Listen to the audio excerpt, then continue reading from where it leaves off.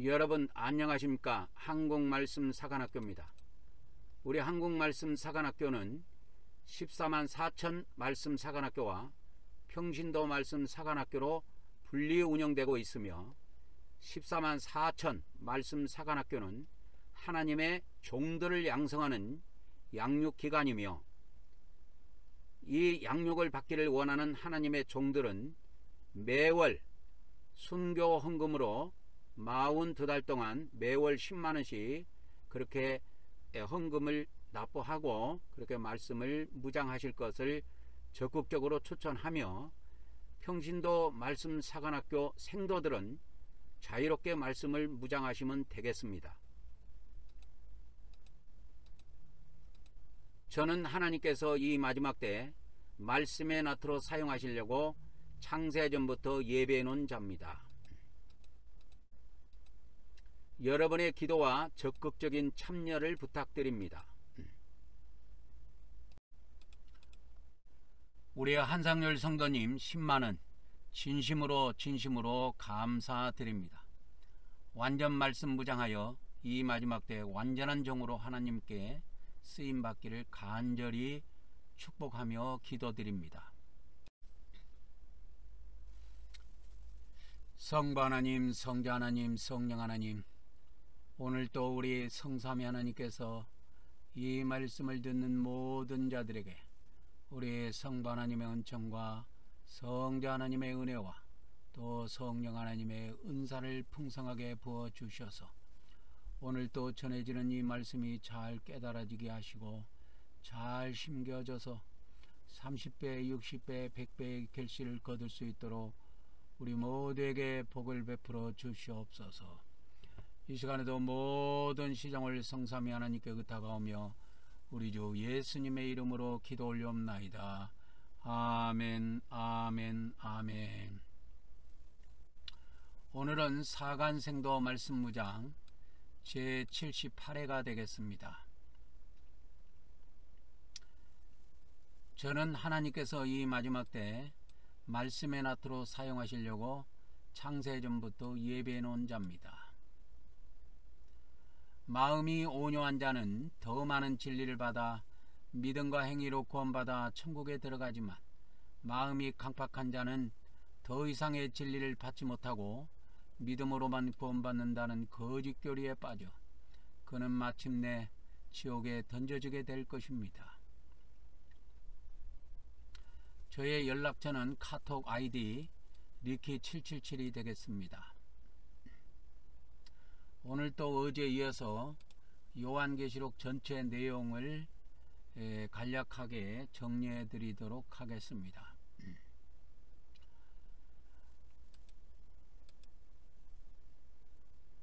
기독교 2000년사를 보면은 이 요한계시록을 그동안에 많은 사람들이 가르쳐 오기도 했습니다. 이 요한계시록은 간단하게 정리하자면 인자의 때에 있을 일들을 세밀하게 기록해 놓은 곳입니다. 그러니까 마태복음이나 누가복음에는 그 인자의 때에 대해서 이렇게 이야기를 하는데, 많은 곳에 공간복음에 기록이 되어 있습니다. 그래서 인자의 때에 대해서 기록한 것은 공간복음입니다.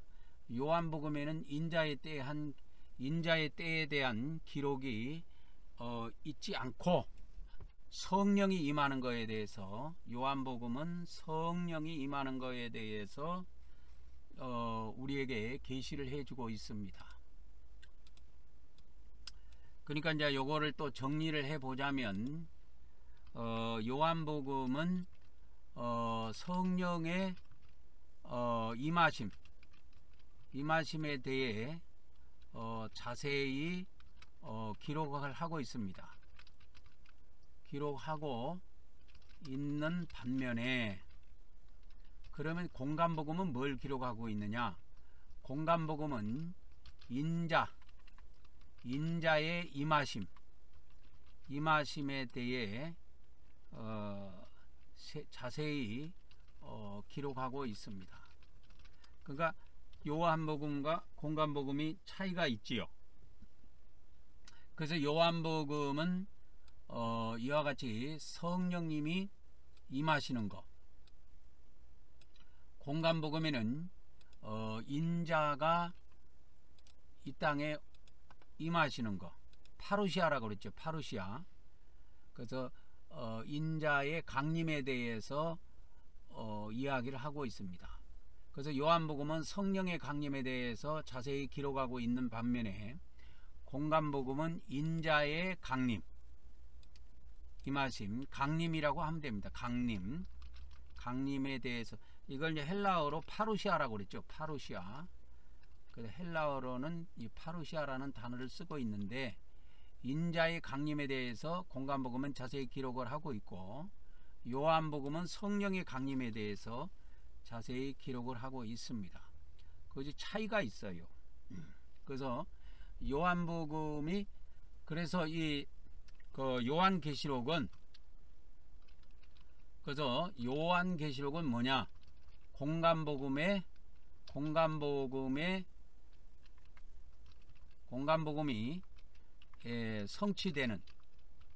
성취되는 과정을 자세히 기록한 것이다. 이렇게 정의를 내리면 간단합니다.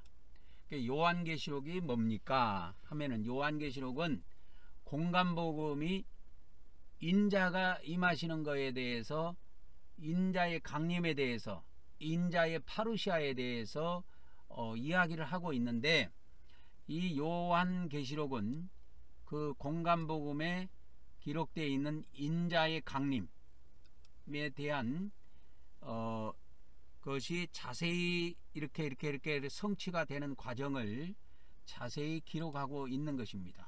그것이 요한계시록이다. 이렇게 보면 됩니다. 그래서 이 요한계시록은 독단적으로 해석을 해서는 안 되고, 반드시 공관복음과 연결을 지어서 이렇게 해석하는 것이 가장 정확합니다. 그래서 어저께도 이 공관복음과 연결을 해서 이 요한계시록을 정리해 드렸는데, 오늘 또 역시 이 요한계시록의 말씀을 증언하는 데 있어서 공관복음과 연결을 해서 오늘 또 말씀을 전해 드리려고 합니다. 이 공관복음에 보면은, 특히 마태복음 25장에 보면 두 종류의 여자에 대해서 나옵니다. 마태복음, 그러니까 마태복음 25장에 보면 열처녀 비유가 나오죠.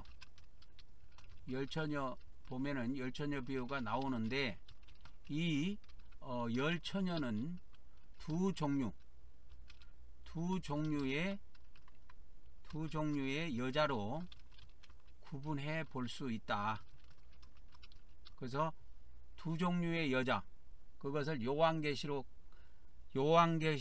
표현식으로 바꾸면 두 여자 이렇게 하면 됩니다. 두 여자. 그래서 이 요한계시록에는 두 여자의 이야기가 등장이 됩니다. 요한계시록에. 그래서 요한계시록 12장에 한 여자가 등장을 하고, 계시록 17장 또 18장에 보면 또 한 여자가 등장을 합니다. 그래서 그 한 여자 그것을 합하면 두 여자가 돼요. 그래서 요한계시록은 두 증인의 이야기도 있고, 두 여자에 대한 이야기도 있고, 두 짐승에 대한 이야기도 있다. 그 비밀을 잘 이해하셔야 됩니다. 그래서 두 증인의 이야기도 있고, 두 짐승의 이야기도 있고, 두 여자의 이야기도 있다 라고 하는 것을 잘 이해하셔야 됩니다. 그래서 요한복음에서는 성령의 강림을 다루고 있다면, 이와 같이 공관복음에서는 인자의 강림을 다루고 있습니다. 그래서 요한계시록은 공관복음에서 다루고 있는 그 인자의 강림이 성취되는 과정을 자세히 기록하고 있다. 이렇게 보면 되겠습니다. 그러면 인자가 올 때에 예수님께서 인자가 올 때에 그와 관련된 비유, 인자가 올 때에 그와 관련된 비유가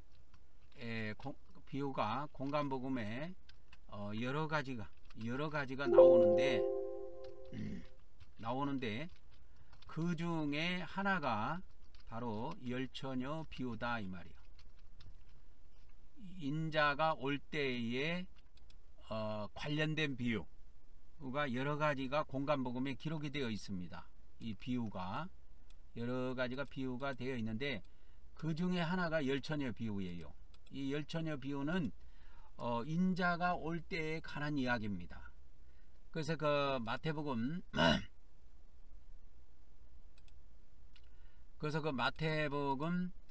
25장 1절부터 이제 11절까지 그 내용이 이렇게 쭉 기록이 되어 있습니다. 마치 천국은 등을 들고 신랑을 맞으러 나간 열처녀와 같다. 그래서 이것도 천국 비유입니다.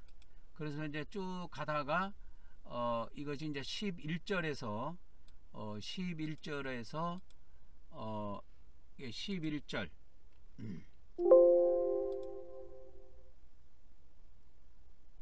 11절에 보면은 남은 그 처녀들이 와서 이르되 주여 주여 우리에게 열어주소서 하니까 주님께서 뭐라고 답을 하셨냐면 내가 너희를 알지 못하노라. 그러면서 이제 마지막 결론으로 예수님께서 그런즉 깨어 있으라. 너희는 그 날과 그 때를 알지 못하느니라. 그래서 여기에서 그 날과 그 때는 인자가 오시는 때를 이야기합니다. 인자가 오시는 때. 그래서 마태복음 25장 13절에 보면 그러므로 그런즉 깨어 있으라. 너희는 그 날과 그 때를 알지 못한다. 그래서 인자의 강림의 때를 우리는 알지 못한다. 알지 못하게 우리는 항상 깨어 있어야 한다. 이것이 이제 그 예수님의 가르침의 총 핵심입니다. 그래서 이 공간복음에 보면 인자가 강림하는 것에 대해서 성경 곳곳에 이렇게 기록이 되어 있습니다. 그래서 깨어 있으라.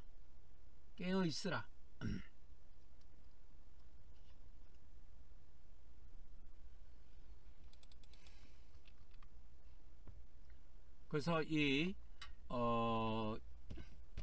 예수님께서 이 열처녀 비유를 통해서 우리에게 요구하고 있는 것은 너희들은 인자의 오시는 그 강림의 때를 알지 못하기 때문에 항상 깨어 있을 필요성이 있다. 이거를 알려주고 있습니다. 그러면서 이제 각가지 이것을 이제 비유를 들어서 말씀을 하시는데 그 비유를 들어서 말씀하는 내용 중에서 깨어 있어야 된다는 것을 비유로 이와 같이 말씀하신 내용이 열처녀 비유입니다. 이 열처녀 비유를 이렇게 요한계시록식으로 요한계시록의 표현식으로 바꾸면 두 여자 마태복음 25장에서는 열처녀로 이렇게 비유가 나오지만 요한계시록 표현의 방법으로 이걸 바꾸면 두 여자로 그냥 표현하면 돼요. 두 여자. 그러니까 요한복음은 요한계시록은 무엇을 표현을 할 때 상징적으로 뭘 표현을 할 때 압축해 갖고 대표자를 딱 세웁니다. 그러니까 대표성을 갖고 있어요. 그래서 요한계시록에서 어떤 여자가 등장한다 하면 어떤 여자 하나를 이야기하는 것이 아니고 그 여자가 상징하는 그 전체를 포함해서 하나의 여자로 표현을 하는 것입니다. 그러니까 이렇게 표현된 여자가 요한계시록에 둘이 등장을 해요. 하나는 12장에 나오고 하나는 17장에 나옵니다.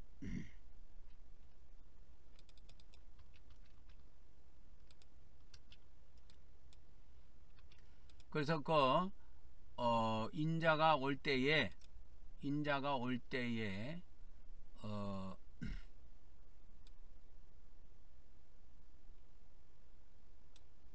인자가 올 때에 깨어있는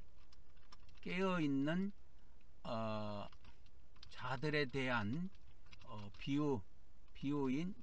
비유가 열처녀 비유인데, 이 열처녀 비유는 깨어있는 자에 대한 비유입니다.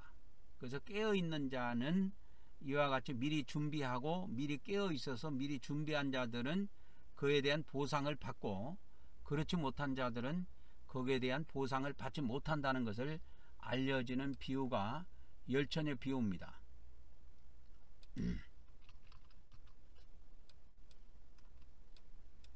그래서 이 열처녀 비유인데,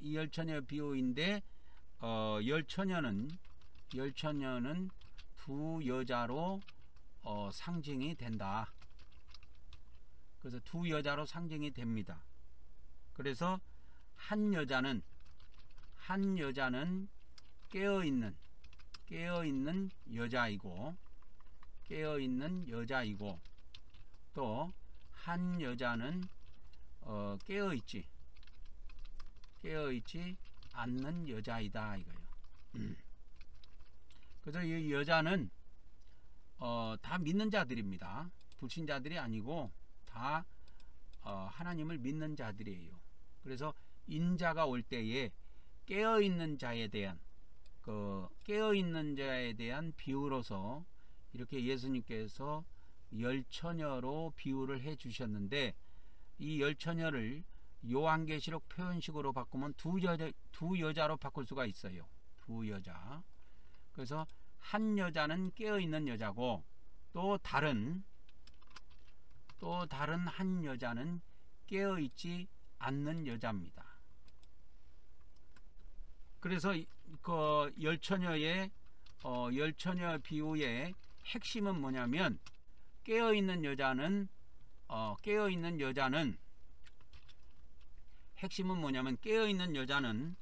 보상을 받고, 거기에 대한 합당한 보상을 받고, 또 깨어있지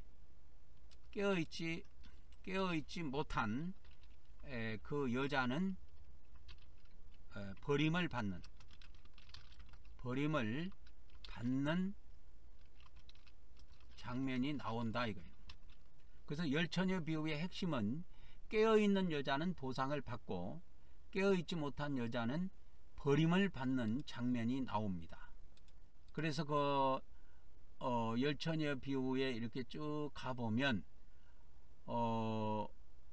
미련한 자와 지혜로운 여자 둘로 이렇게 구분이 가는데요. 그 중에 다섯은 열처녀 중에서 그 중에 다섯은 지혜롭고 다섯은 어리석다 해갖고 둘로 나눠지지요. 그죠? 둘로 나눠집니다. 그래서 어리석은 자들이 등불을 가지되 기름은 가지지 아니하였고, 지혜로운 자들은 자기 등불과 함께 자기 그릇에 기름을 가져갔더라. 그래서 신랑이 드디어 오므로 그러니까 우리 인간이 계산하는 것처럼 신랑이 빨리 오신 것이 아니라 인간의 생각보다 더디어 오신 거예요. 예수님께서 더디어 오셔가지고 슬기로운 여자도 지혜로운 여자도 또 미련한 여자도 다 졸며 잘세 이렇게 돼버린 겁니다. 그래서 한밤중에 외치는 소리가 났어요. 신랑 예수님이 오신 것입니다. 한밤중에 오신 거예요. 그래서 이 열처녀 비유는 예수님의 공중재림과 관련이 있습니다. 그래서 예수님의 이 열처녀 비유는 여기다가 이제 열처녀 비유 이렇게 했고요. 열처녀 비유는 예수님의 공중재림과 관련이 있다. 지상재림과 관련이 있는 게 아니고 예수님의 공중재림과 관련이 있습니다. 이 열처녀 비유는. 그래서 깨어있는 자만 이때 거기에 대한 합당한 보상을 받게 되어 있습니다. 그래서 한밤중에 외치는 소리가 나서 보라 신랑이 오는도다. 너희는 그를 맞으러 나오라. 그러니까 열처녀가 다 일어나서 자기 등불을 손질할 때에 어리석은 자들이 지혜로운 자들에게 이르되, 야, 우리 등불이 꺼져가고 있다. 그러니 우리에게 너희의 기름을 좀 나누어 주라. 이렇게 이야기를 하니까 지혜로운 자들이 뭐라고 이야기하냐면, 그리할 수 없다. 그렇게 우리가 만일에 너희들에게 기름을 나눠주게 되면 우리와 너희가 함께 다 쓰기에는 부족할까 하노라. 부족하다. 부족할까 염려가 된다. 그러니 차라리 파는 자들에게 가서 너희 쓸 것을 사라. 이렇게 이야기합니다. 여기 보면 이제 마태복음 25장 9절에 보면 파는 자들이 나옵니다. 그래서 마태복음 25장 9절에 보면은 기름을 파는 자들이 나와요.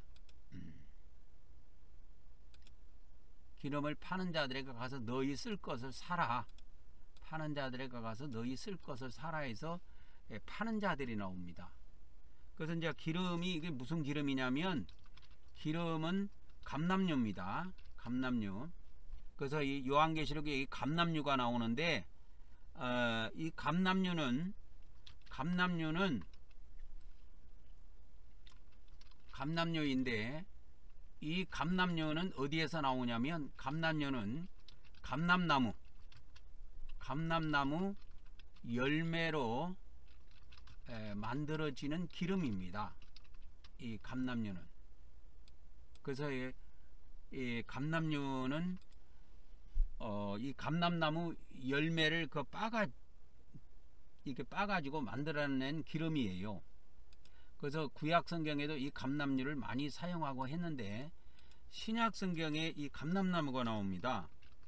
그래서 감람나무가 나오는데, 이 감람나무는 뭐라고 이야기하냐면 요한계시록 11장에 두 증인이라고 이야기합니다.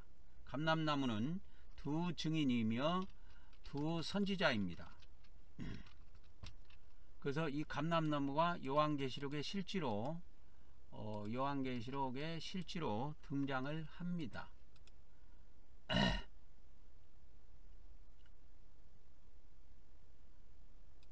그래서 요한계시록에 이렇게 감람유를 한번 가봅시다. 감람나무.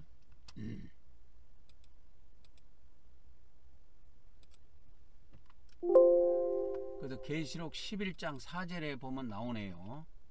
11장 4절에 보면, 이 계시록 11장 4절에 보니까 이 땅에 두 증인, 이 땅에 주 앞에 서 있는 두 감람나무와 두 촛대니 그랬어요. 이 촛대라고 하지 말고 등대라고 해야 됩니다. 그래서 그 두 선지자가 누구냐? 두 감람나무고 두 등대다. 이게 등대라는 것은 빛을 발한다는 입장에서 등대로 비유가 된 것이고, 감람나무로 비유한 것은 감람유를 공급하는 자로서의 그 사명을 이야기한 것입니다. 그러니까 지칭하는 것은 다 같은 사람을 지칭하는 것들이지만 의미는 상당히 다르다. 그래서 두 증인이 바로 두 감람나무의 등대이다 이 말이죠. 그래서 이제 이 주님이 오실 그 무렵에, 인자가 오시는 그 무렵에 두 증인의 활동이 있을 것을 이야기하고 있습니다. 그래서 요거를 복사해 가지고 이 도표를 복사해 가지고 좀 밑으로 가져와 보도록 하겠습니다. 그래서 인자의 때에 첫 번째 1260일 동안에 두 증인이라고 하는 이 증인들 14만 4천 명의 종들이 활동을 하게 됩니다. 그래서 요한계시록에는 대표성을 부여해 놨어요, 단어에다가. 그래서 어떤 여자 하나를 이야기할 때 여자 하나만을 이야기한 것이 아니고, 그 여자가 상징하는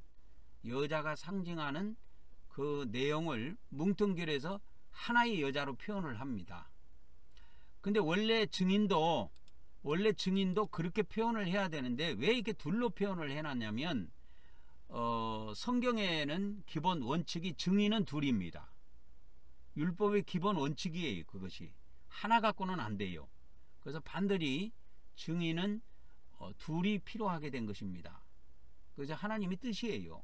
그게 율법에 기록이 되어 있기 때문에 그런 겁니다. 그래서 이와 같이 증인을 표현할 때 하나의 증인으로 표현되어 있지 않고 두 증인으로 표현되어 있는 것은 하나님이 증인으로서의 그 합법성을 가지려 하면은 증인으로서의 합법성을 가지려고 하면은 반드시 두세 증인이 필요하다는 원칙 때문에 그런 것입니다. 그래서 이 요한계시록에는 이렇게 증인을 둘로 표현해 놓고 있습니다. 이게 단지 두 사람만 이야기하는 게 아니에요. 왜냐하면 요한계시록은 무엇을 상징하는 그 내용을 이렇게 대표적으로 대표성을 가지는 단어로 이렇게 다 표현을 해놨어요. 그렇게 해서 첫 번째 1260일 그 기간 동안에 두 증인이 활동을 합니다. 두 증인이 활동을 해요. 두 증인이 활동을 합니다. 그래서 깨어있는 그 여자로서, 그래서 이 두 증인을 또 두 여자에게 빗대어 보면은, 그러니까 열처녀에게 비유를 해서 두 여자로 나눠 가지고 구분을 해 본다면 지혜로운 증인이 있고 미련한 증인이 있는 것입니다. 이 증인이라는 건 하나님의 종들의 반열을 이야기해요. 백성들의 반열을 이야기하는 것이 아니고 하나님의 종들의 반열을 이야기하고 있는데, 하나님의 종들 중에 이 마지막 때 하나님의 종들 중에 지혜로운 증인이 있고 미련한 증인이 있다라는 거예요. 그러니까 쉽게 말하자면 지혜로운 목사가 있고 미련한 목사가 있다라는 거예요. 그러니까 지혜로운 목사를 따라가면 이 마지막 때 살아남는 것이고, 미련한 목사를 따르면 그건 바로 멸망의 길로 들어가는 것입니다. 그래서 이 열처녀의 비유에는 두 여자의 비밀이 담겨 있는데, 이 두 여자의 비밀이 담겨 있는데 이 두 여자도 증인으로 비유해서 이렇게 우리가 해석을 해 볼 수도 있습니다.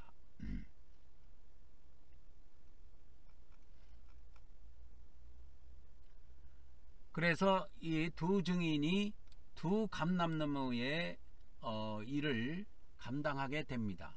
그래서 이 두 증인에 의해서 이와 같이 두 증인에 의해서 이 감람류가 공급이 됩니다.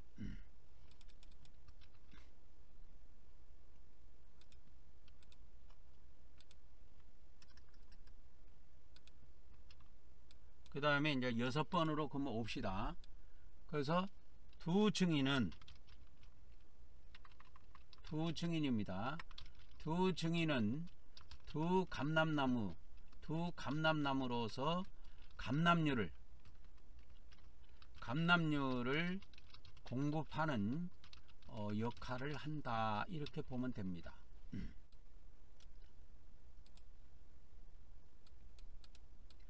그래서 이 두 증인이라는 것은 단지 두 사람만을 이야기한 것이 아니에요. 이것이 확장돼서 14만 4천 명의 증인으로까지 확장이 됩니다. 그래서 요한계시록에 보면, 계시록 6장에 보면은 이런 말씀이 있어요. 계시록 6장에 보면 6장 6절에 보면 뭐가 있냐면 계시록 6장 6절에 보면은 이 셋째인을 떼게 되면은 검은 말이 나오는데, 그 검은 말이 나오고 또 검은 말 탄자가 나옵니다. 그래서 그러면서 이제 나오는 이야기가 뭐냐면, 내가 네 생물 사이로 나는 듯한 음성을 들으니 이르되 한 데나리온에 밀 한 대요 한 데나리온에 보리 석 대로다. 그러면서 감람류와 포도주는 해치지 말라. 이 내용이 여기에 담겨져 있어요. 그러니까 이 검은말 탄자들은 이 마지막 때 전세계 경제권을 쥐고 그 경제권의 권세를 쥔 자들이 역사하는 그 비밀이 담겨 있는 내용들인데요. 그래가지고 이 인자의 때에 이와 같이 식료품, 그러니까 인간들이 먹는 이 식료품의 가격이 엄청나게 뛰게 됩니다. 그래서 데나리온, 한 데나리온의 밀 한 대요, 한 데나리온의 보리 석대라고 하는 거는 이 마지막 때의 기근 때에 이 마지막 때의 경제적인 어려움, 먹고 사는 것에 대한 어려움이 오는 것을 이야기를 하고 있습니다. 그런데 이제 그런 가운데에서도 하나님께서는 감람류와 포도주는 해치지 말라고 하는 이 말씀이 있어요. 이 감람류는 쉽게 말하자면 감람나무에서 나오는 기름이에요. 그렇게 보면 됩니다.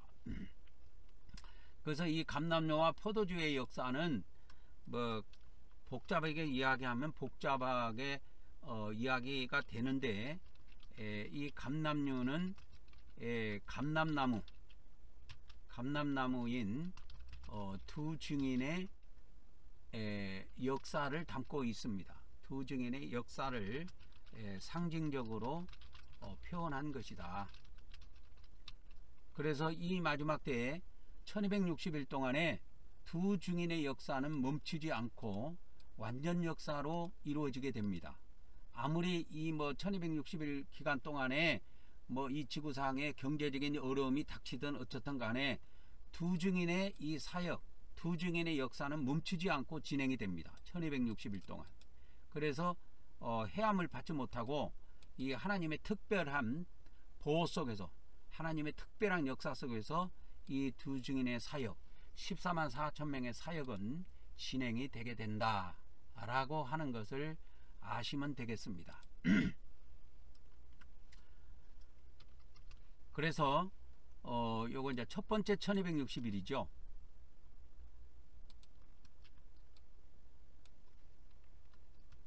그래서 첫 번째 1260일 기간 동안 두 증인의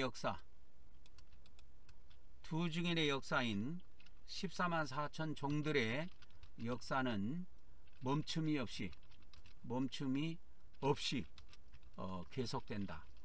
그러니까 1260일 기간을 다 채울 때까지 이 역사는 방해를 받지 않고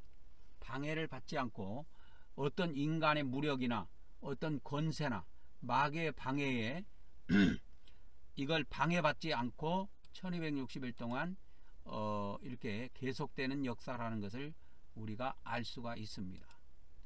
그래서 앞으로 교회에도 어려움이 닥치고 이 지구상의 인간들에게 많은 어려움이 닥치지만 이 14만 4천 명들이 최후로 마지막 증언을 하는 증인으로서의 증언 사역을 감당하는 첫 번째 1260일 기간 동안에 이들의 역사는 멈춤이 없다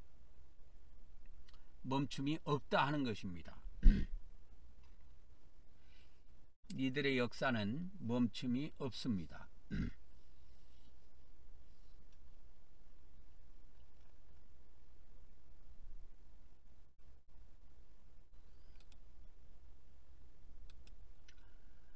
그래서 우리는 인자의 때가 임하기 이전에, 인자의 때가 완전히 도래하기 이전에 이 종말시대라고 하는 이 준비 기간에 완전히 깨어 있어야 됩니다. 준비 기간으로 끝나는 것이 아니고 준비 기간으로서 완전히 깨어 있어야 됩니다. 깨어 있고 완전 말씀이 무장되어 있어야 된다고 하는 것입니다. 이 기간 안에 그것이 굉장하게 중요합니다.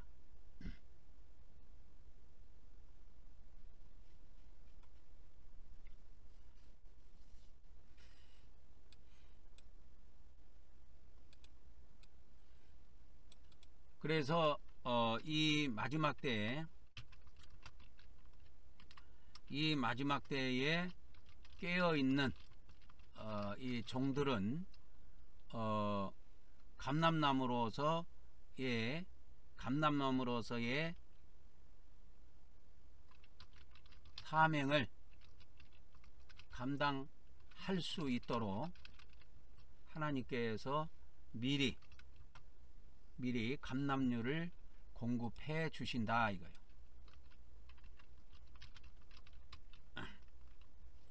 그래서 이 14만 4천 명의 종들이 1260일 첫 번째 1260일 이 사역에 들어가기 이전에 이 준비 기간에 모든 것이 세팅되고 완성이 됩니다. 이게 엄청나게 중요한 거예요. 완성이 됩니다. 이 기간 안에 다 이렇게 기름 준비를 마치게 됩니다. 그러니까 이때는 기름 준비예요. 오늘은 그 열처녀의 비유와 연결해서 말씀을 드리기 때문에 이 열처녀에서 핵심은 기름 준비입니다. 그래서 이 마지막 때 기름 준비를 철저히 해야 돼요. 그러면 이제 이 감람류를 공급받는데 이 감람류가 뭐냐? 이게 기름이에요.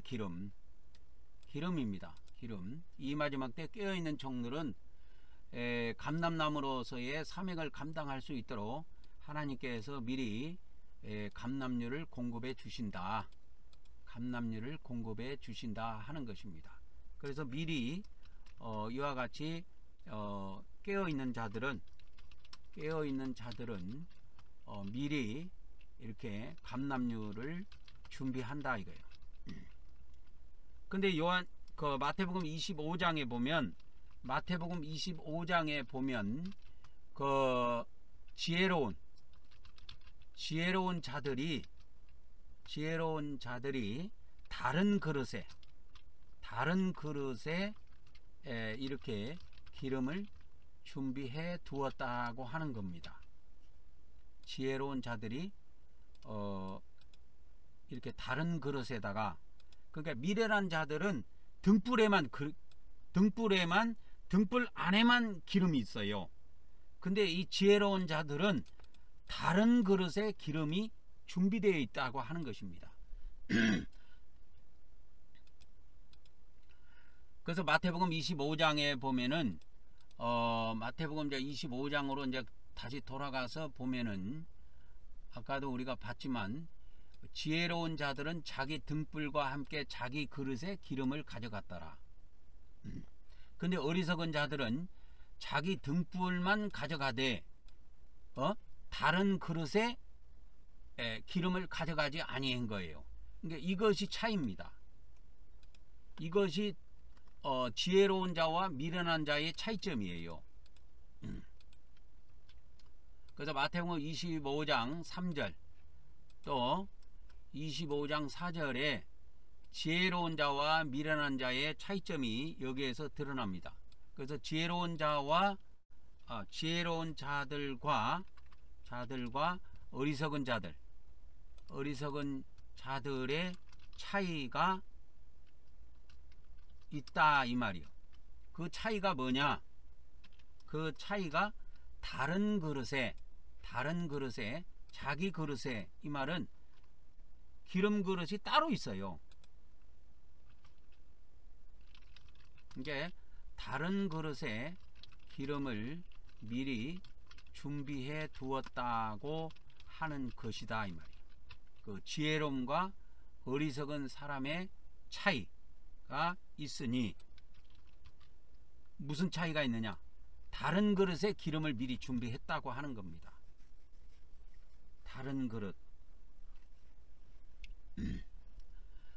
그래서 여기에 등불이라는 그릇, 여기에 물건이 두 가지가 나와요. 열처녀 비유에 보면은 열처녀 비유에 보면 두 종류의 물건이 나옵니다. 물건이 나오는데 하나는 뭐냐면 하나는 등불이고 하나는 등불입니다. 등불. 하나는 등이고, 등불이라고 하면 안 되고 등이라고 할게요. 하나는 또 뭐냐면 다른 그릇입니다. 그래서 이게 두 가지가 나와요. 물건이. 하나는 등이 하나가 나오고 하나는 다른 그릇입니다. 그러니까 이 등은 등 안에도 기름이 있어요. 여기에도 기름이 있습니다. 등 안에도 기름이 있고 다른 그릇에도 기름이 있어요.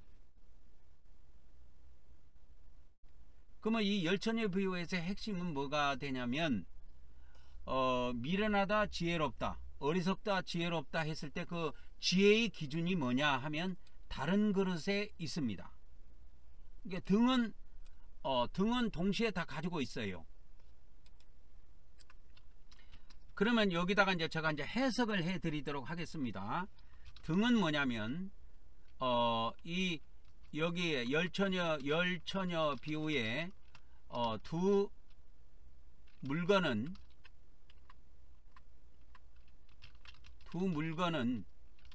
우리 인간의 두 종류의 기관과 같습니다. 기관에 비유되어 있다 이렇게 이야기할게요. 그래서 우리 몸 안에 우리 인간의 우리 인간의 몸 안에 두 기관이 있으니 그게 뭐냐면 하나는 영이고 하나는 뭐냐면 혼이다 이 말이에요. 이 두 개가 있어요. 그래서 이거를 동일하게 취급하면 동일하게 취급하고 있는 영혼으로 동일하게 취급하고 있는 이 기독교에서는 이 열처녀의 비유를 해석할 수가 없습니다. 저처럼 우리 몸 안에는 두 기관이 존재한다 이렇게 성경대로 믿고 있어야 이 열처녀의 비밀을 풀 수가 있어요. 그래서 우리 인간의 몸 안에는 두 기관이 존재하는데 하나는 영입니다. 이걸 헬라어로 푸뉴마라 그랬지요. 하나는 혼이라고 그랬지요. 푸시케. 푸시케입니다.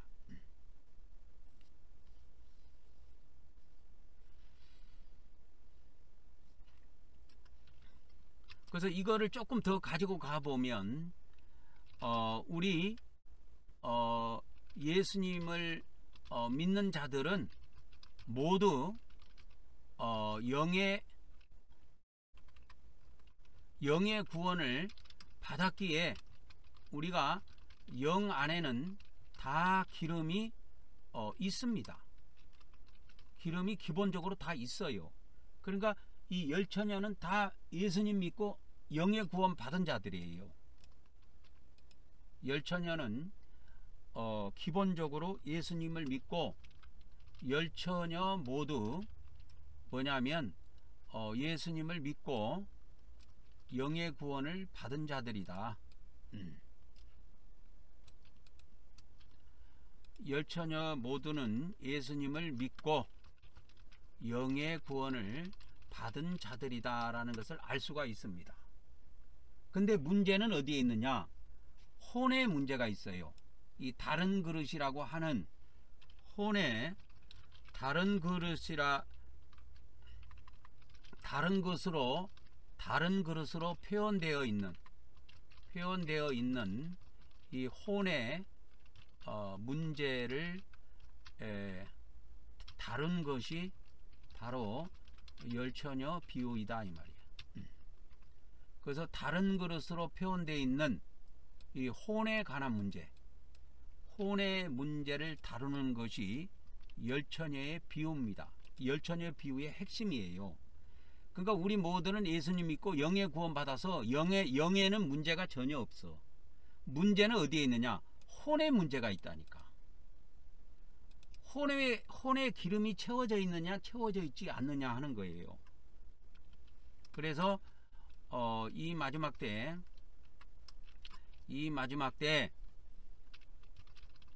증언되는 말씀을 미리 혼에 비축해 둔 자들이 바로 지혜로운 자들이다 라고 하는 거예요. 이 열처녀 비유의 핵심이 이겁니다. 그래서 이 마지막 때 증언되는 말씀을 미리 자기 혼에다가 비축을 해요. 매일매일 말씀을 먹으면서 이걸 혼에다가 비축을 하는 거예요. 그래서 물론 영에도 비축이 되고 혼에도 비축이 됩니다. 그래서 이들은 영에도 기름이 있고 혼에도 기름이 있어요. 영이라고 하는 건 아까 등불로 비유가 됐었잖아요. 등으로 비유가 된 거예요. 그 영에도 기름이 있고 이들은 혼에도 미리 이렇게 말씀을 비축해 두어서 항상 이 말씀을 되새기면서 이 마지막 때를 준비해 가면서 살아가는 자들이다 이 말이에요. 그래서 그 마태복음 25장 이 비유가 있기 전에 이 마태복음 25장 이 비유가 있기 전에 있는 말씀이 있어요. 그 말씀을 보면은 이 열처녀의 비유를 더 자세히 이해할 수가 있습니다. 그러니까 마태복음 24장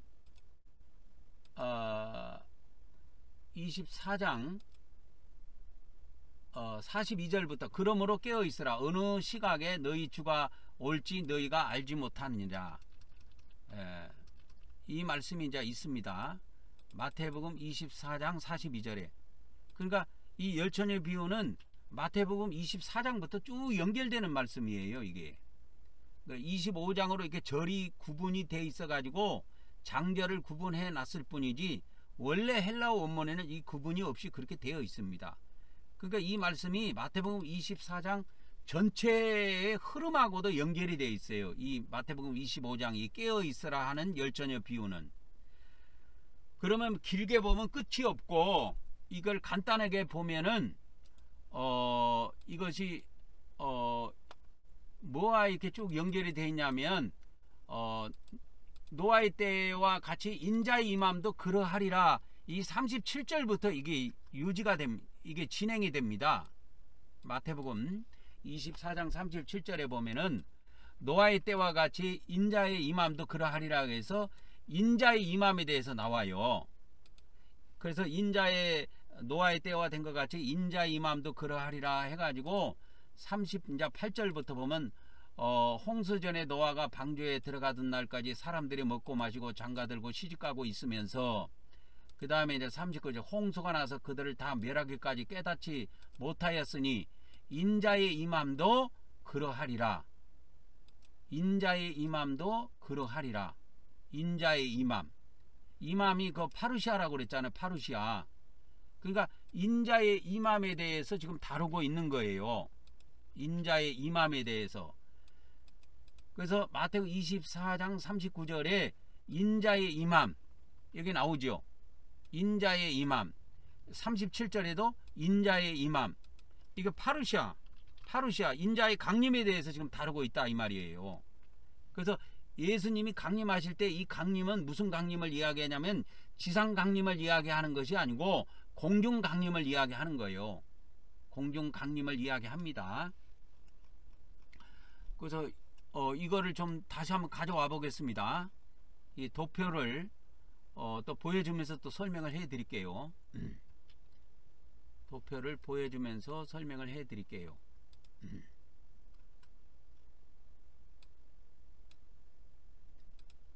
그래서 깨어있으라.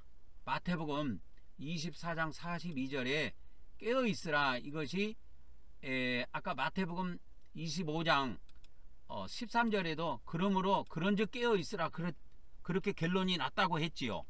그러니까 열처녀의 비유는 깨어있으라고 하는 비유인데 이 왜 깨어있어야 되느냐. 노아의 때와 같이 인자가 임하는 때에도 인자가 강림하는 그때에도 노아의 때처럼 인간들이 타락을 한다. 그래서 다 멸망받을 때까지 그들이 다 멸망을 당할 때까지 깨닫지 못하고 죽는다. 그렇기 때문에 너희들은 깨어서 준비해야 된다는 거예요. 그래서 이 멸망을 당하지 않도록 항상 말씀을 가까이 하고 기도 생활을 가까이 할 것을 우리에게 이야기하고 있는 대목입니다. 그래서 이 깨어있으라가 이렇게 쭉 나옵니다. 깨어있으라. 그래서 이제 깨어있으라를 이렇게 보면은 마태복음 24장 42절에 이렇게 나오지만 그것을 비유로 말씀하신 대목이 비유로 말씀하신 대목이 열처녀 비유인데 마태복음 25장 열처녀 비유인데 열처녀 비유의 끝은 이렇게 결론을 맺습니다. 그런즉 깨어 있으라 이렇게 되는 거예요. 그래서 너희는 그날과 여기서 너희는 그날과 그날이라는 것은 주가 임하는 날입니다. 주가 임하는 주님이 이 땅에 임하는 날과 그 때를 알지 못하기 때문에 깨어 있으라고 하는 것입니다. 그러면 여기에서 지금 열처녀 비유에서 다루고 있는 것은 뭐냐면 이 지상재림을 다루고 있는 것이 아니고 이 깨어 있는 거에 관련된 비유는 공중재림하고 관련되어 있는 거예요. 공중재림. 이 지상재림은 깨어 있어도 필요가 없어요. 이때는 지상재림은 이 지상에 있는 모든 사람들이 심판받아서 전멸당하기 때문에 이때는 깨어 있는 거에 대한 필요성이 요구되지가 않습니다. 근데 뭐에 대해서는 이렇게 요구가 되냐면 인자가 공중에 강림하시는 거, 공중에 강림하시는 거에 대해서는 깨어 있을 것을 굉장하게 요구하고 있습니다.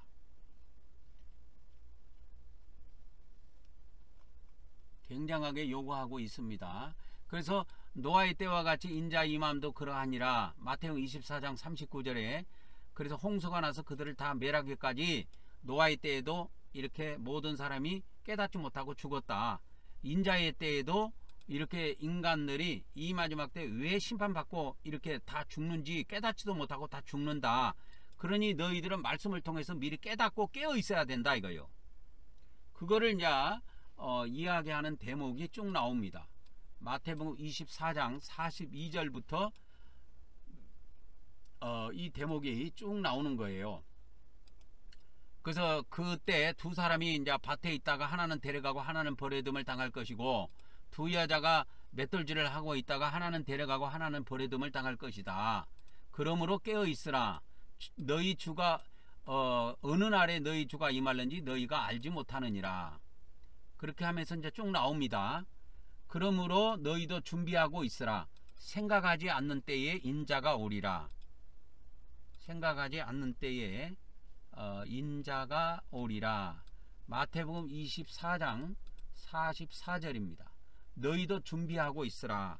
그래서 준비하고 있으라. 생각하지 않는 때에 누가 오리라? 인자가 오리라 그랬지요. 그래서 제가 지금 이 도표에 비유하면 너희도 준비하고 있으라 그랬죠. 예수님께서 마태복음 24장 44절에 너희도 준비하고 있으라. 생각하지 않는 때에 인자가 오리라. 그래서 이 종말 시대를 저는 준비기간이라고 이렇게 붙여놓은 거예요. 이 준비기간이라고 하는 거는 제가 만든 말이 아니고 예수님께서 미리 이렇게 준비하고 있으라는 겁니다. 그러니까 인자의 날, 인자의 때에 이 카운트다운에 들어가면 이때는 거의 불가능해요. 그래서 이 종말 시대에 준비기간이 있는데 이 준비기간에 기름 준비를 해야 되는데 우리 인간들이 기름 준비를 해야 되는데 이때 이것이 이 종말 시대가 무슨 기간이냐? 준비기간이에요. 그럼 뭘 준비하느냐? 열처녀 비유로 보면은 기름을 준비하는 기간이에요. 기름을 준비하는 기간이다. 그래서 이제 기름 준비가 다 끝나가지고 쉽게 말하자면 기름 준비가 다 끝나가지고 여기다가 이렇게 하나 해볼까요? 여기다가 하나 잘라 볼게요. 그러면 이렇게 나눠 볼게요. 여기다가 합치고 다시 이거를 좁히고 그렇게 해서 여기다가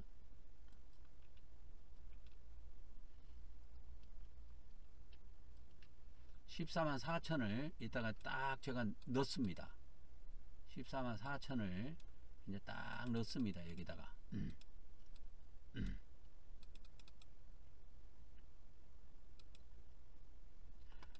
그래서 이 14만 4천 명의 종들이 이 준비기간을 통해서 기름 준비가 완성이 되고 14만 4천 명의 종들이 준비가 완성이 되면 인자의 때에 들어갈 수가 있어요. 그러니까 이거를 하나님께서 이 인자의 때에 들어가시고 싶어도 하나님 뜻대로 마음대로 들어갈 수 없는 것은 왜 그러시냐면 이 14만 4천 명이 준비가 돼야 된다니까. 이 마지막 때 준비가 돼야 됩니다. 그래서 이 준비 기간에 기름 준비가 완성이 돼야 돼요. 기름 준비가 완성이 돼야 됩니다. 그래서 땅에서 풀어야 하늘에서 풀린다는 원칙에 있어요. 그래서 땅에서 풀면 하늘에서도 풀리고 땅에서 매면 하늘에서도 매인다고 하는 예수님의 말씀이 있어요. 응?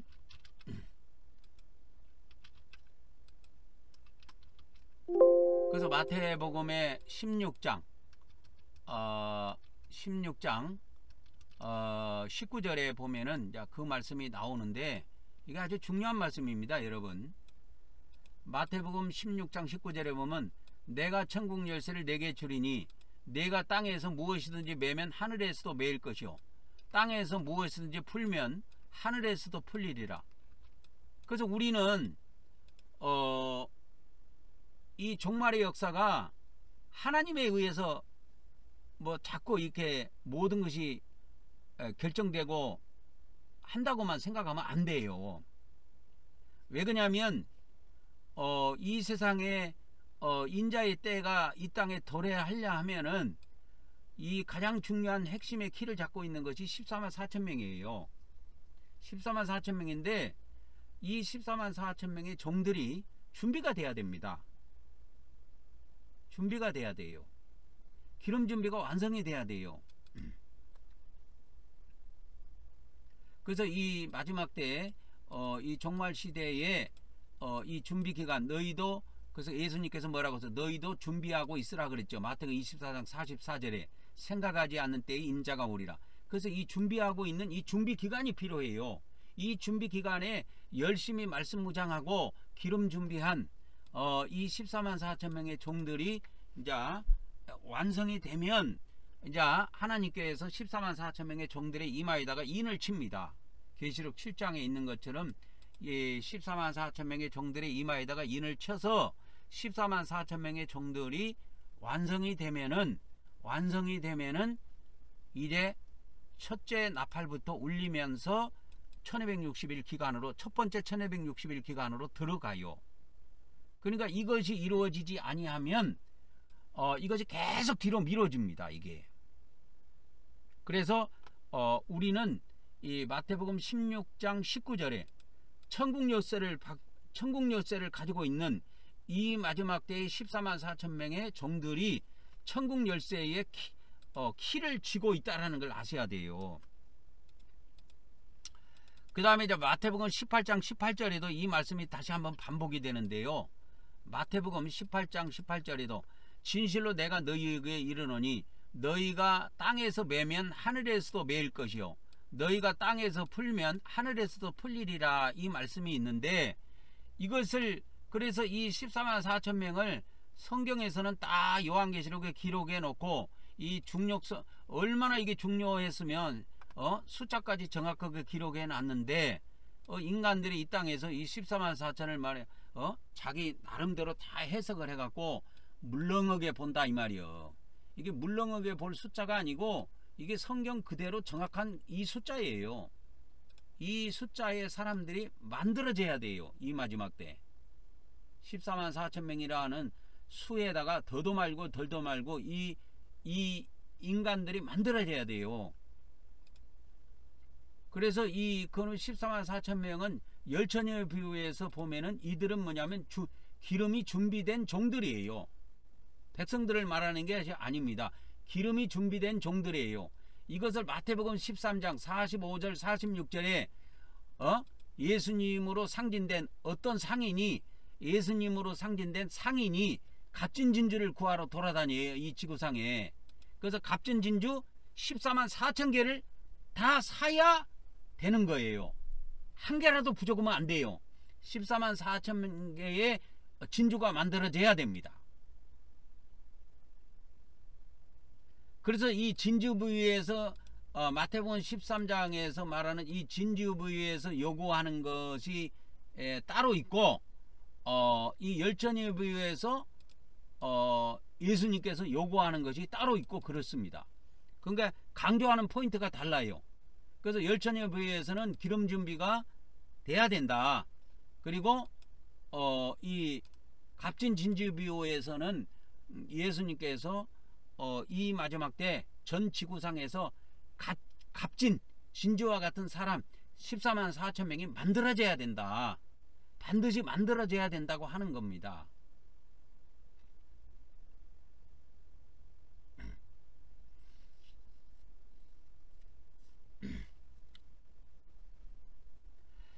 그래서 이것이 만들어져야 14만 4천 명이 만들어져야 땅에서 이 14만 4천 명이 만들어져야 하늘에서도 나팔을 울리게 되어 있어요. 첫째 나팔이 울려야 이 첫 번째 1260일 기간부터 들어가게 되는 겁니다. 그래서 이제 계시록 8장에 기록된 첫째 나팔부터의 역사가 진행이 되는 거예요. 이게 그냥 울려서 될 문제가 아닙니다. 나팔을 뭐 울린다고 그냥 뭐 환란이 이 세상에 진행이 되고 그렇게 될 문제가 아니에요. 그래서 이런 일들이 오기 전에 하나님께서는 미리 택한 종들을 통해서 말씀을 공급하신다 이 말이에요. 이 마지막 때. 그래서 감람류를 공급하신다.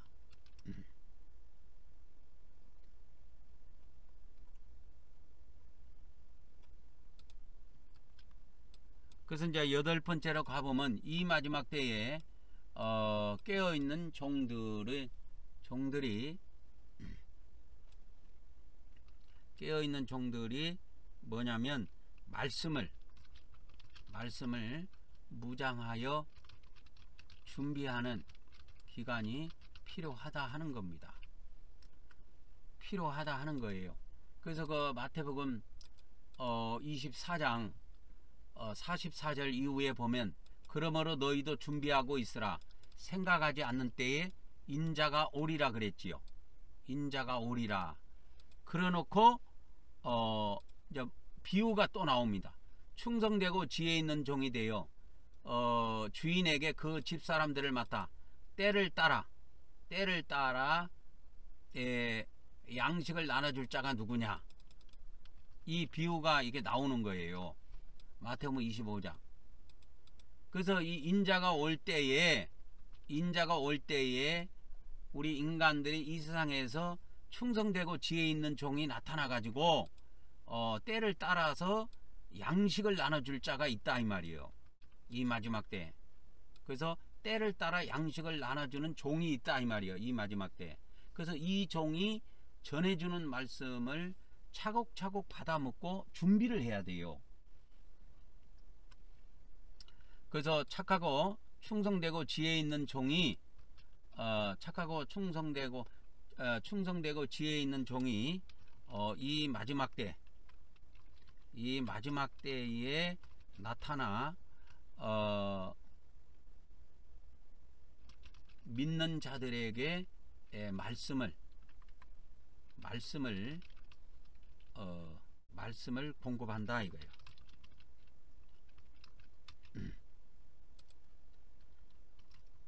그래서 이 마지막 때에 지혜 있고 충성되고 지혜 있는 종이 나타나서 이 마지막 때에 믿는 자들에게 이 마지막 때에 관한 비밀의 말씀들, 이 마지막 때 예언의 말씀들을 공급하는 거예요. 이 예언의 말씀이라고 하는 거는 근본은 요한계시록입니다. 그래서 요한계시록의 말씀을 중심으로 해서 하나님 말씀을 지속적으로 공급하게 되는 것입니다. 이때 여러분들이 이 말씀을 놓치지 말고 꾸준히 말씀을 우리 안에다가 축적을 해서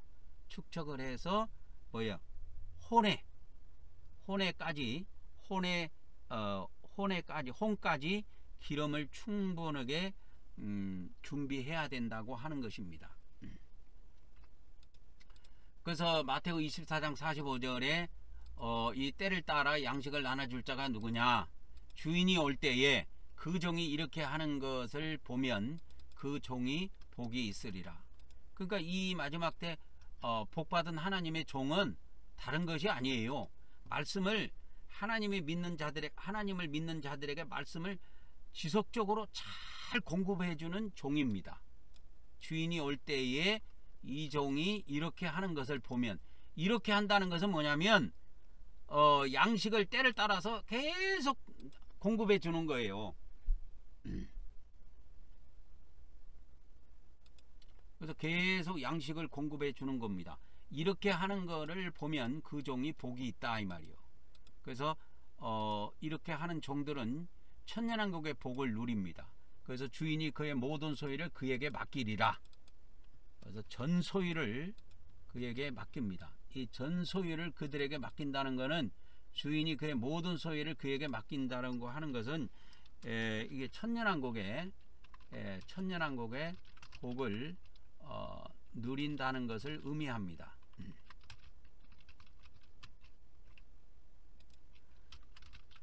그래서 천년왕국의 복을 누리는 종들이 있다, 이 마지막 때.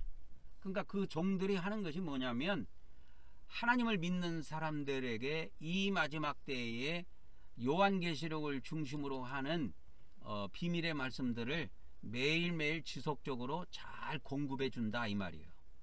그러니까 이렇게 하는 종이 가장 복 있는 종이에요. 뭐 정치가 어떻고, 뭐 국민의힘이 어떻고, 민주당이 어떻고, 그거 백날 떠들어봐야 아무 소득이 없습니다.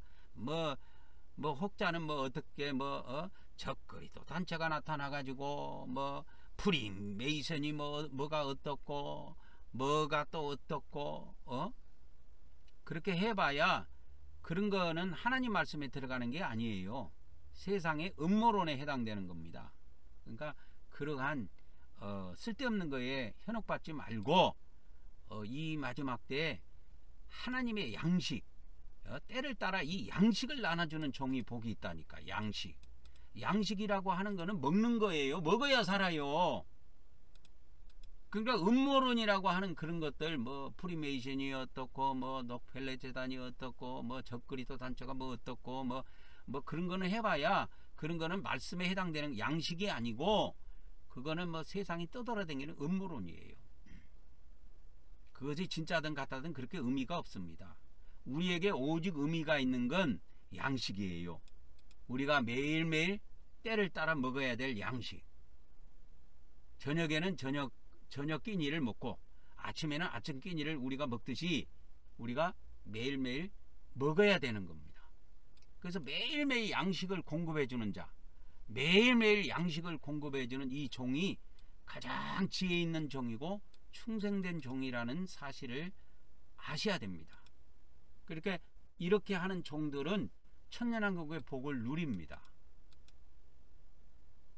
저는 매일 제가 아침 저녁으로 기도할 때마다 기도하는 내용들이 여러 가지가 있는데, 이 말씀을 듣는 자들이 꼭 천년왕국의 복을 누리기 위해서 매일 기도합니다. 천년왕국의 복은 아무나 누릴 수 있는 것이 아니에요. 이거는 인자가 와야, 천년왕국의 복은 아무나 누리는 것이 아니에요. 천년왕국의 복은 인자가 와야 누리는 복이에요. 인자가 이 땅에 오셔야 누릴 수 있는 복이다 이거예요. 이 천년왕국의 복은 인자가 이 땅에 와야 돼요. 와야 됩니다.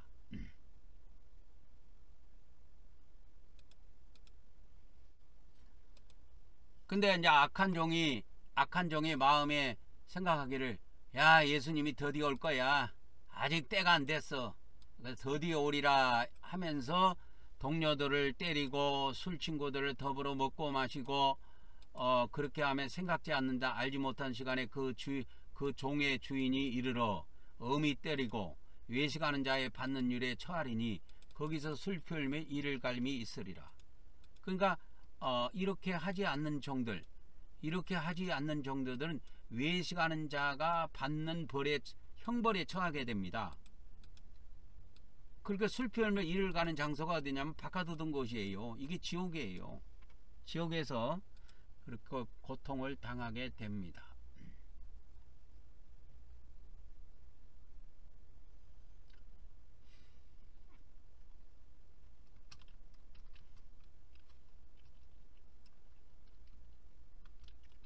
그래서 양식을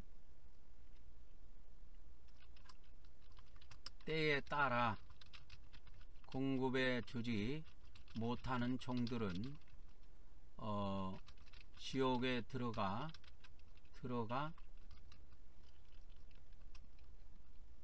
형벌을 받는다는 걸 아셔야 됩니다. 가장 중요한 것이 양식을 때에 따라 공급해 줘야 된다고 하는 것입니다. 양식을 때에 따라 공급해 줘야 된다고 하는 것이에요. 그래서 우리가 인자의 때가 이 땅에 임하게 되면 딱 나팔이 울려서 이제 첫 번째 나팔이 울려 갖고 1260일이 시작이 되면 1260일이 다 채워주면 인자가 공중에 재림을 합니다. 공중에 재림을 합니다.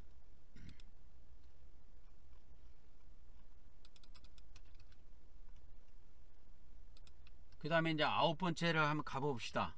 그래서 말씀이 무장하고 준비 깨어있는 종들이 이 마지막 때 이제 14만 4천 명의 종들이 말씀을 무장하고 준비가 끝나면 첫 번째 1260일이 시작된다 이 말이에요. 이 시작점이 첫 번째 나팔이에요.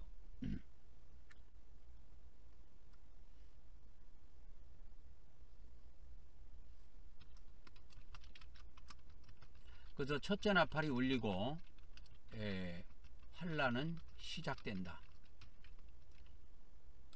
그래서 첫째 나팔이 울리는 것이 이제 요한계시록 이제 8장에 이렇게 요한계시록 8장에 이렇게 등장을 합니다. 그래서 요한계시록 8장 2절에 보면 내가 보매 하늘에 하나님 앞에 7 천사가 서 있어 7 나팔을 받았더라. 그래서 이제 하나님 앞에 7 천사가 서 있는데 7 나팔을 받았더라. 그래갖고 그 7 천사가 나팔을 불기 전에 이 성도들의 기도의 향이 쌓인 그것이 응답이 됩니다. 응답이 돼 갖고 그 우레와 음성과 지진과 지진이 나는 역사가 있는 다음에 7 천사가 나팔 불기를 준비하더라 해서 준비가 되면 첫째 나팔부터 불기 시작합니다. 그래서 이 14만 4천 명의 종들이 다 준비가 되면 요거를 다시 이제 복사해 갖고 또 다시 한번 가져와 보도록 하겠습니다. 그래서 이렇게 14만 4천 명의 종들이 이렇게 다 준비가 되면 이들에게 하나님께서 7영을 부어 주셔 가지고 7영을 부어 주셔 갖고 이들에게 완전 심판 권세를 주셔요. 그것이 이제 계시록 8장에 등장하는 그 역사입니다. 그래서 5절까지 내용이 그 내용이에요. 5절까지 3절에서 5절까지 내용이 그 내용입니다.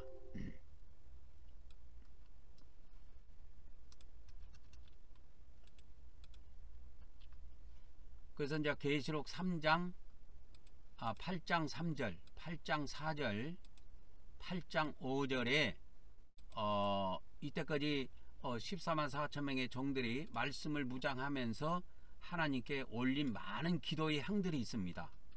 그래서 다른 천사가 와서 대단계 때 서서 금향료를 가지고 많은 향을 받았으니 이는 성도들의 기도와 합하여 하나님 보좌 앞에 금 제단에 이것이 드려지게 됩니다. 그래서 그 향년이라고 하는 것은 향의 연기입니다. 향의 연기가 성도의 기도와 함께 천사의 손으로부터 하나님 앞에 올라가게 됩니다. 그 올라가게 되면 이것이 이제 기도 응답으로 내려와요. 천사가 향로를 가지고 제단의 불을 담아다가 땅에 쏟음에, 이게 땅에 쏟았다라는 것은 이게 이제 기도의 응답입니다. 기도의 응답으로 우레와 음성과 번개와 지진이 나게 됩니다. 우레와 음성과 번개와 지진, 이 네 가지가 나게 되는데, 이때 이 14만 4천 명의 종들이 일곱 영을 받고 또 완전 권세와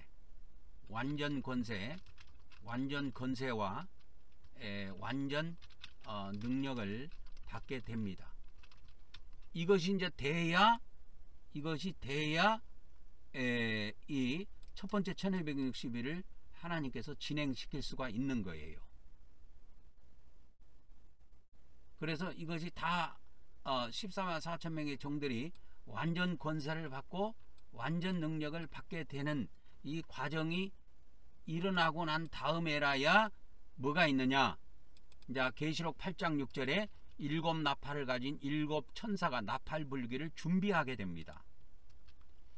그냥 나팔이 막 울려가지고 심판이 진행될 수가 없어요. 그래서 일곱 나팔을 가진 천사가 일곱 나팔 불기를 이제 준비하게 됩니다. 그렇게 해서 준비가 완료가 되면 이제 하나씩 나팔이 울리면서 이 세상에 이제 환란이 진행이 되는 겁니다. 그래서 8장 7절부터 이제 첫째 천사가 나팔을 부니 피 섞인 우박과 불이 나서 땅에 쏟아짐에 땅의 3분의 1이 타버리고 수목의 3분의 1이 타버리고 또 각종 푸른 불도 타버렸더라. 그렇게 해서 이제 첫째 천사의 역사부터 이 지구상에 이제 환란의 역사가 시작이 되게 되는 것입니다. 그러나 이런 역사들은 환란의 시작에 불과한 것이지 뭐 이런 것이 일어난다고 해서 뭐 겁먹을 것도 없어요. 뭐 그런 가운데 죽을 사람은 죽고 살 사람들은 살겠지만 어찌됐든 간에 우리가 오늘은 인자의 때가 임하기 전에 인자의 때가 두 번째 1260일로 구성이 되어 있다고 제가 말씀을 드렸습니다. 그래서 인자의 때를 정확하게 헬라어로 이야기하자면 인자의 날들이에요. 이 인자의 날들은 구체적으로 2520일로 구성이 되어 있는데 첫 번째 1260일이 다 차게 되면 하나님께서는 이 땅에서 사명을 완성한 14만 4천 명이 죽고 나면 그들을 부활시켜 공중으로 휴거를 시킵니다. 그래서 그들을 공중에서 다 모아서 천사들이 다 모아 놓으면은 그들을 데리고 천국으로 들어갑니다. 그래서 이제 시온산에 안착을 하게 되는 거죠. 계시록 14장에 있는 말씀처럼. 그렇게 해서 천국에서 약 1260일 동안 혼인잔치와 각종 준비를 마친 다음에 이제 이 두 짐승이 이 지구상에서 1260일 동안 두 짐승이 권세를 가지고 이 지구상 인간들을 모두 통치하고 장악하고 그렇게 해서 이 두 짐승이 이렇게 통치하는 시대가 다 차게 되면 예수님께서 백마 군대를 끌고 대동하고 이 지구상에 강림하여 이 지상에 있는 모든 짐승 군대와 이 지상에 있는 모든 사람들을 전멸시킵니다. 이것이 산자의 심판이에요. 그래서 지상재림은 산자에 대한 심판이 핵심이고 공중재림은 심판이 아니고 깨어있는 자에 대한 보상입니다. 미리 이 종말시대에 준비를 마친 자들에 대한 보상이에요. 보상입니다. 그래서 이 말씀을 듣는 자들은 기독교의 교리에도 현혹되지 말고 쓸데없는 요한계시록 해석에도 현혹받지 말고 그 쓸데없는 신천지 계시록 이런 거 여화증인 계시록 막 이런 거에 현혹받지 말고 이 말씀을 잘 무장해서 이 준비 기간 동안에 매일매일 기름 준비하고 말씀 준비 맞춰서 14만 4천 명의 종으로 등극하기를 간절히 원하며 오늘 또 말씀을 여기서 마치도록 하겠습니다.